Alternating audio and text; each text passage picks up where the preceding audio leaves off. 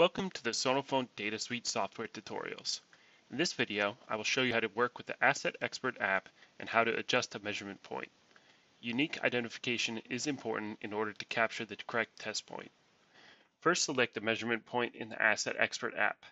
In my case, I choose measurement point XY. Extensive information is available for each measurement point, such as historical values, photos, text notes, or voice memos. First, start the measurement point by pressing the Start button. A Scan ID screen now opens. In order to clearly identify the measurement point, we offer you two options, with a QR code or visually.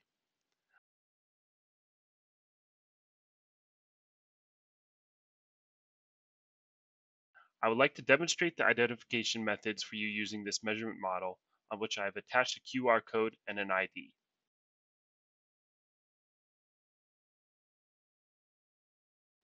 I press the Start button and scan the QR code. The green tick confirms that I'm at the correct measurement point. The measurement can now begin.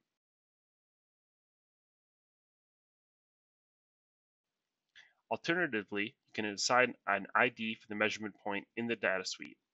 I press the Start button again and do a visual comparison of the ID.